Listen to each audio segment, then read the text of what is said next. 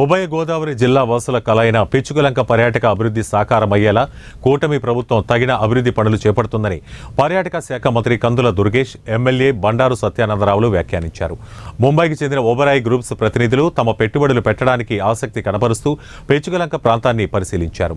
పర్యాటకంగా అభివృద్ధి చెందడానికి ఈ ప్రాంతం అత్యంత అనువైనదిగా వారు అభిప్రాయపడ్డారు.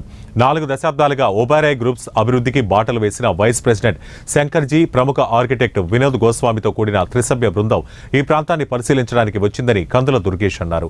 ఉభయ గోదావరి జిల్లాలో ద్రాక్షారామం, అన్నవరం, వాడపల్లి, అంతర్వేది వంటి ప్రముఖ పుణ్యక్షేత్రాలతో పాటు కోరంగి అభయారణ్యం, హోప్ ఐలాండ్ వంటి పర్యాటక ప్రదేశాలు సైతం ఉన్నాయన్నారు.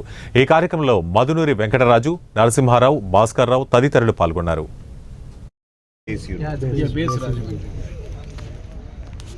Connectivity in Vijayawada, Vizag also connectivity is very highway, airport. Waterways, railways, airways, everything is connected to Rajahmundry.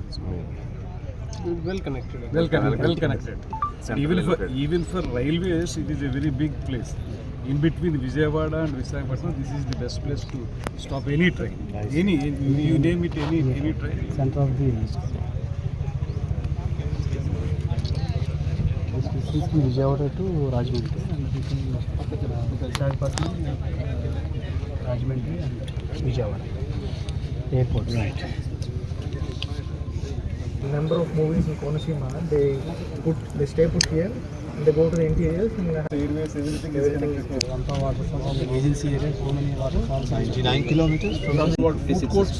Yeah, wayside food courts. Canal is there, sir. Canal is there. Canal is there. Is that we are proposing? That is.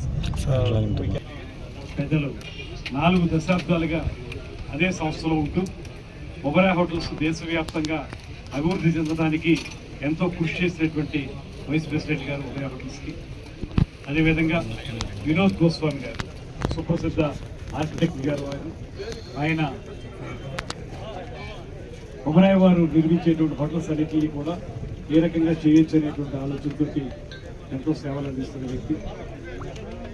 వారితో పాటు ఇంకొకరు వచ్చారు, మొత్తం 3 team, శంకర్జీ గారు, వినోద్ గారు, అదేవిధంగా మరొకరు 3 కలిసి ఇవాళ ప్రత్యేకంగా మన పిచ్చుకలంకనే అభివృద్ధి చేయడానికి పర్యాటక పరంగా దీన్ని ఏ రకంగా ముందుకు తీసుకెళ్లాలనేటువంటి ఆలోచనతో ఇక్కడికి రావడం జరిగింది.